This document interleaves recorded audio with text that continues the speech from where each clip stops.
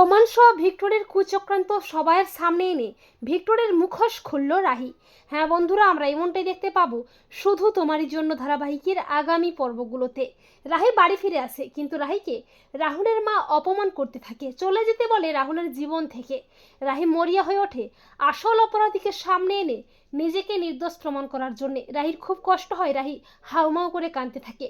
তবে রাহুল রাহির এই লড়াইয়ে রাহির পাশে দাঁড়ায়। রাহি বুঝতে পারে ভিক্টরই আসল কালপিট। রাহি ভিক্টরের ওপর নজর রাখে, রাহি ভিক্টরকে ফলো করতে থাকে। রাহি ভিক্টরের সাথে তিতলির গোপন চক্রান্ত দেখে ফেলে, এমনকি চালাকি করে রাহি সবটা ফোনে ভিডিও করে নেয়।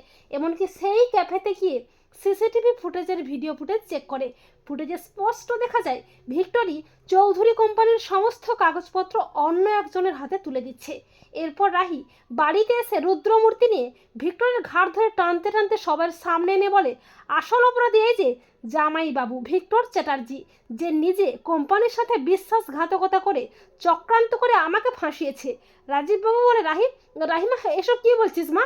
রাধিকা বলে, রাহি তুমি আবার আবার নিজেকে বাঁচাতে ভিককে ফাঁসাচ্ছ। রাহি বলে, কে কাকে ফাঁসাচ্ছে তা তো এক্ষুনি প্রমাণ হয়ে যাবে দিদি ভাই। এই বলে রাহি ভিক্টরের কুচক্রান্তের প্রমাণ সবাইকে দেখায়। ভিডিওটি দেখে সবাই চমকে ওঠে। ভিক্টর নিজেকে বাঁচাতে রাজীববাবুর কাছে মিথ্যে নাটক করে। তখন রাজীববাবু ভিক্টরকে দেয় ঠাঁটিয়ে চড়। রাজীববাবু বলে, তোমার মতো ক্রিমিনালকে আমি পুলিশে দেব। এরপর রাহির প্ল্যান মতো পুলিশ এসে প্রমাণ সহ ভিক্টরকে অ্যারেস্ট করে ঘাড় ধরে টানতে টানতে থানায় নিয়ে যায়। তো বন্ধুরা, তোমরাও এটাই চাও তো যে প্রমাণ সহ ভিক্টরের কুচক্রান্ত সবার সামনে এনে ভিক্টরের মুখোশ খুলে যেন রাহি? কমেন্ট করে এক্ষুনি জানিয়ে দাও তোমাদের মতামতটি।